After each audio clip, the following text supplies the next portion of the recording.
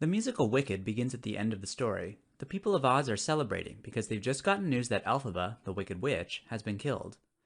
The rest of the musical goes back in time to recount Elphaba's past. When she arrives at Shiz University, Elphaba learns she may have an opportunity to meet the Wizard of Oz. She imagines their conversation and their potential future relationship in the number The Wizard and I. The number begins with the section that we'll call A. That section is repeated with different lyrics, and then a contrasting section follows, which we'll call B. So far, the number follows a relatively common layout from earlier musical theater called AABA. You can think of Somewhere Over the Rainbow or the refrain from I Got Rhythm as examples of that form. If we're anticipating that The Wizard and I will follow an AABA form, then we'd expect a restatement of the A section to follow B. Instead, the B section's ending is interrupted by unexpected, highly contrasting music, just as it's coming to a close. So let's listen to that B section as it's interrupted by that highly contrasting music. What a pair will be, the wizard and I. Yes, what a pair will be, the wizard and unlimited. My future is unlimited. And I just... What is this novel formal disturbance, and how does it relate to the anticipated form? In a previous article, we introduced our theory of alternative paths using the music of Felix Mendelssohn, and in this video, we'll use the framework from our article to describe how passages like the one you just heard relate to their musical surroundings. We call this highly contrasting section a detour, and it's a subtype of alternative path. Imagine for a second, as Steve Larson and Mark Johnson have in their work on musical metaphor, that music is a kind of landscape through which the listener is traveling. A detour occurs when an event causes the listener to temporarily veer from the piece's expected trajectory onto an unexpected alternative path, before eventually returning to the original path. We use the term diversion to capture the moment or span of time that initiates the detour. The diversion in The Wizard and I is signaled by dramatic changes in harmony, tempo, and accompanimental pattern. Elphaba's recurring line, "The Wizard and I," is even truncated when she omits the final word I, foreshadowing her later decision to oppose rather than join the wizard. As is common in musical theater, this detour begins with something called a prefix, which in this case takes the form of a repeated accompanimental figure that prepares for the entrance of Elphaba's melody. Detours end with an event akin to a diversion called a resumption. In The Wizard and I, the resumption occurs when Elphaba sings, "And I'll stand there with the wizard." You might have anticipated the resumption at the end of the line, "It's all to do with me." We call such anticipatory, retransitional passages pre-resumptions, and they're a common way to end a detour in musical theater. This detour accompanies a psychic vision in which Elphaba sees her fellow Ozians celebrating. She incorrectly assumes they're celebrating her successes, but as we saw at the beginning of the musical, they're actually celebrating her apparent demise. In musical theater, detours often accompany moments such as these, where time is either suspended or unclear. The featured character might step out of the action, turn inward, or otherwise remove themselves from the events on stage. While The Wizard and I presents a clear example of a diversion leading to a detour, we've also found that composers of recent musical theater use diversions in two other strategies that relate to detours. In the become strategy, which is a term borrowed from Janet Schmalfeld, a diversion leads to a section with an expected level of contrast, rather than the unexpected level of contrast characteristic of a detour. In the substitution strategy, a diversion leads to a section with a surprisingly high degree of contrast that causes us to question whether we've left the number's original path. But it occurs in a formal location where we expected contrast, just to a considerably lower degree. Since we've already heard an example of a true detour, we'll turn to examples of the becomes and substitution strategies.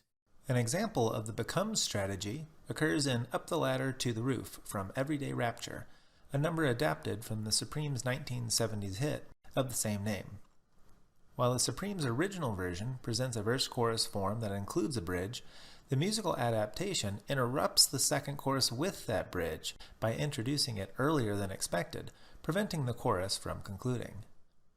At first, the interruption sounds like a diversion that will lead to a detour. But we soon realize what we're hearing is the bridge that simply began with a diversion. On the diagram, we apply Schmalfeld's becomes arrow to describe our dynamic formal experience as we reinterpret, in real time, the detour as a bridge. The contrasting section doesn't end with a resumption because we realize retrospectively that we're still on the number's original path. Let's listen to this example, beginning with the chorus.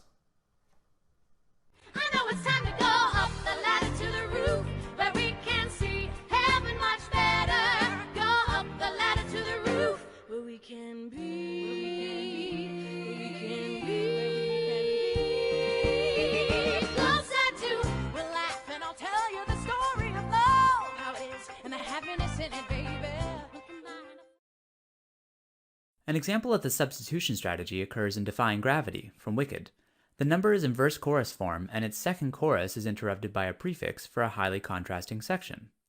Unlike in Up the Ladder to the Roof, the contrasting section in Defying Gravity maintains its surprisingly high degree of contrast with the material that surrounds it. This highly contrasting material is derived from the detour in The Wizard and I, but in Defying Gravity it occurs where we might expect a bridge. We indicate that the detour substituted for the expected bridge by crossing out the word bridge, but leaving it on the diagram to illustrate the duality of the section. Like a true detour, contrasting sections that invoke the substitution strategy end with a resumption. Let's have a listen while watching a zoomed-in version of the diagram.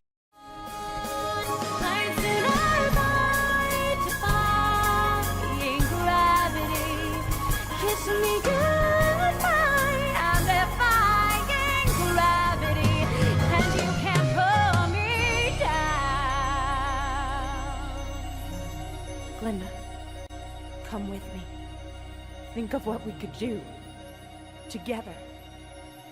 Unlimited. Together we're unlimited. Together we'll be the greatest team there's ever been. Glinda, dreams the way we plan them. If we work in tandem, there's no fight we cannot win. Just you and me, defying gravity. So far, we've seen the become strategy in Up the Ladder to the Roof, where a bridge begins with a diversion that makes us think a detour might occur, but it turns out it's just the bridge. And we've seen the substitution strategy in Defying Gravity, where a detour takes the place of an expected bridge.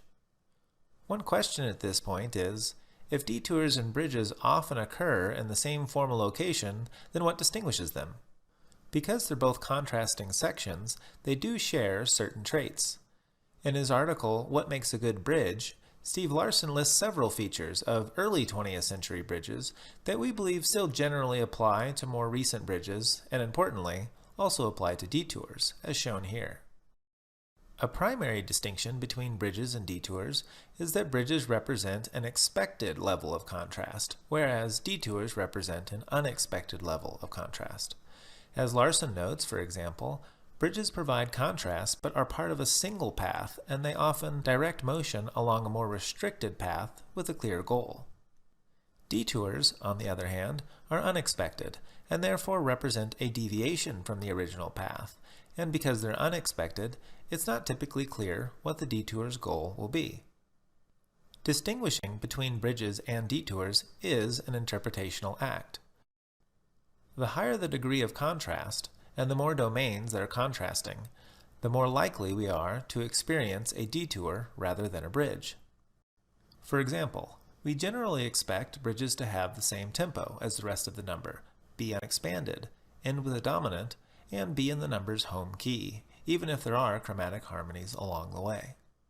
We don't expect, however, that bridges will have dramatic tempo changes, distantly related keys, internal modulations, lyrics that seem unrelated to the rest of the number, changes of speaker, prefixes, or, among other things, completely new instrumentation. The three detour strategies we've discussed so far represent ways that composers transform or interrupt the expected path of a number. But such events may also be created through non-musical domains such as speech, dance, and drama. One interesting example that combines a detour with a speech interruption occurs in Sirius from Legally Blonde. Here, Elle and Warner are on a dinner date in which Warner sings about becoming more serious in life. Warner's chorus is interrupted by a disco-style detour. Anticipated by a pre-resumption, the resumption occurs when Elle launches her own version of the chorus. Rather than spoil the joke, we'll just say that Warner surprises her, and she interrupts herself with speech. Let's listen. So baby, give me your hand. Here's my hand, here's my hand. I've got some dreams to make true. We've got some dreams to make true. I know that you'll understand. Some understand It's time to get serious. Time to get serious. Serious. Gotta wake up and take a journey. Serious. I'm telling you as a future attorney. You want the moon and sky? Then take it, don't be shy. Baby, that's why you and I should break up. Baby, I'll give you my hand. We want. You're breaking up with me? During the speech interruption, Elle and Warner discuss their breakup, and in a surprising turn, their conversation leads to a restatement of the detour rather than the chorus. It's as if Warner is backing up in the number so that the process of exiting the detour can take place without Elle's interruption. That structure mirrors Warner's self-centered ambition. He wishes to silence Elle's outburst and finish the number himself without her. Warner enters pre-resumption space at the end of his detour, but before the resumption can occur, Elle interrupts again with more dialogue. As she leaves the stage, Warner is forced to finish the number alone with a final somber statement of the chorus. He even changes the chorus's final line. Rather than saying, "It's time to get serious with you," he leaves off the words "with you," an omission representing their breakup. Let's listen, starting from where we left off in our previous listening. I thought you were proposing. Elle, if I'm gonna be a senator when I'm 30, I'm gonna need somebody serious. Less of a Marilyn, more of a Jackie. Serious. Somebody classy and not too tacky. What? Okay, that came out wrong. Baby, let's both be strong. I mean, we've known all along. Just shut up. What does that mean? I'm not a Jackie. I'm not serious. But I am seriously in love with you. Baby, my future's all planned. I've got some dreams to make true. I thought that you'd understand. It's time to get serious. Time to get serious. Check, please. The next time you watch a musical, see if you notice these kinds of musical and non-musical transformations and interruptions, because they can add a new dimension of meaning to the story.